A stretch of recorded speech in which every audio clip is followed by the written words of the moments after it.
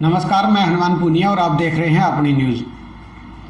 भरतपुर रियासत के महाराजा सूरजमल के वंशज एवं राजा मान सिंह के एनकाउंटर के मामले में 35 वर्ष बाद कोर्ट की तरफ से फैसला सुनाया गया है। इस मामले के अंदर फर्जी एनकाउंटर बताया गया है और इसमें 11 पुलिस कर्मचारियों को आजीवन कारावास की सज़ा सुनाई गई है।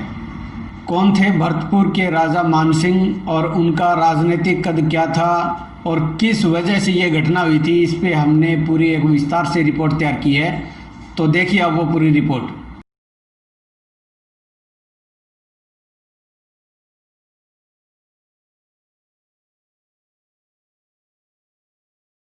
भरतपुर रियासत के महाराजा सूरजमल के वंशज राजा मानसिंह के एनकाउंटर मामले में कोर्ट ने 35 वर्ष बाद फैसला सुनाया है।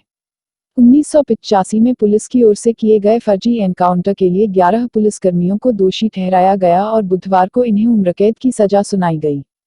हालांकि इस लंबी लड़ाई में राजा मानसिंह की बेटी दीपेंद्र कौर उर्फ दीपा और उनके दामाद विजय सिंह सिरोही ने अहम भूमिका निभाई है। यहाँ बता दें कि राजा मानसिंह की मौत के बाद राजस्थान ही नहीं उत्तर प्रदेश, हरियाणा व पंजाब सहित देश के अन्य राज्यों के जाट समुदाय में भी भारी आक्रोश पैदा हो गया था।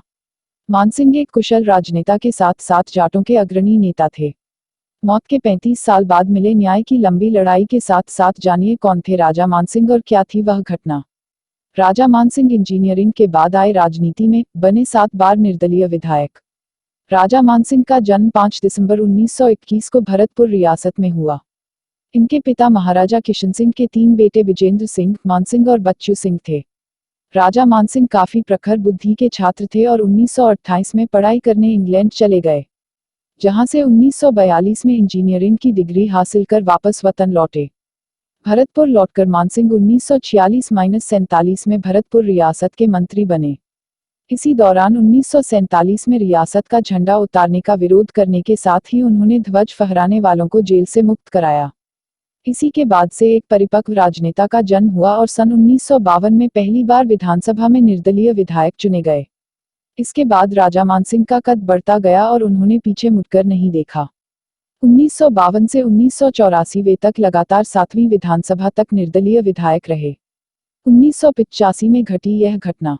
राजा मानसिंह के एनकाउंटर की इस घटना की शुरुआत 20 फरवरी 1985 को हुई, जब चुनाव प्रचार तेजी पर था। 20 फरवरी को राजस्थान के तत्कालीन मुख्यमंत्री शिवचरण माथुर की चुनावी सभा होनी थी। इस दौरान कांग्रेस कार्यकर्ताओं द्वारा राजा मानसिंह की रियासत के झंडे उखाड़ देने की बात सामने आई, जिसके विरोध में राजा मानसिंह अपनी जोंगा जीप लेकर सीधे मुख्यमंत्री के सुरक्षा घेरे को तोड़ते हुए उस जगह पर पहुंचे, जहां मुख्यमंत्री हेलीकॉप्टर से उतरे थे। कहा जाता है कि राजा मानसिंह ने हेलीकॉप्टर को जीप की टक्कर से क्षतिग्रस्त कर दिया।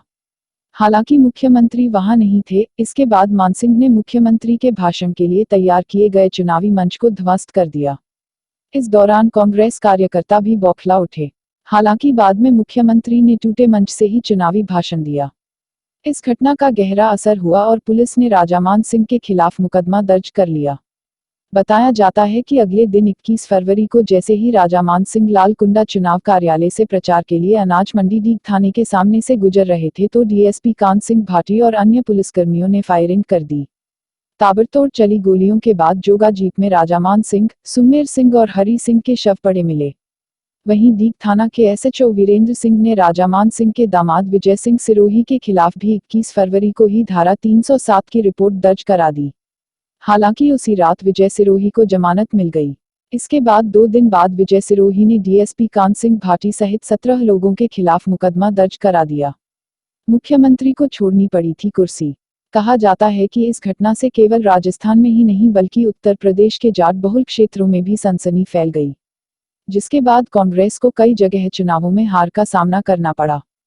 कहा जाता है कि इस घटना के बाद कांग्रेस आलाकमान ने मुख्यमंत्री माथुर को तत्काल इस्तीफा देने का निर्देश दिया और शिवचरण माथुर ने 22 फरवरी 1985 की आधी रात को मुख्यमंत्री पद से इस्तीफा दे दिया।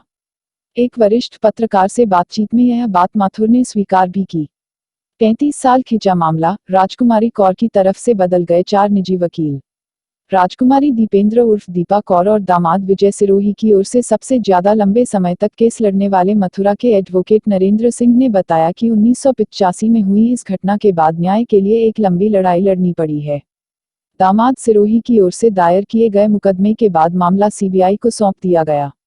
बेटी और दामाद को इसके लिए सरकारी वकील मुहैया कराया गया। हालांकि प्राइवेट वकील के रूप में सुरेश चंद्र भार्गव उर्फ बड़े सुरेश ने यह मुकदमा लड़ा। उनकी मौत के बाद यह केस नरेंद्र सिंह के पास आया, जिन्होंने करीब 15 साल तक इस केस को लड़ा। इस दौरान राज परिवार की ओर से भी कई बार कोर्ट में न आ पाने के कारण नरेंद्र ने इसकी सुनवाई में जाना बंद कर दिया। हालांकि इसके बाद आगरा के एक वकील इस केस में प्राइवेट वकील बने। उन्होंने भी इस मामले को छोड़ दिया। इसके बाद नारायण सिंह विप्लवी ने इस मामले को बतौर प्राइवेट वकील लड़ना शुरू किया। हालांकि 35 साल बाद आए इस फैसले से सभी काफी खुश हैं। तो हमारी इस खास कवरेज पर आपकी क्या राय है, ज़रूर हमें कमेंट बॉक्स में लिखकर ज़रूर बताएं। वहीं अगर ये स्टोरी आपको पसंद आई है तो इसको ज़्यादा से ज़्यादा शेयर करें। धन्यवाद।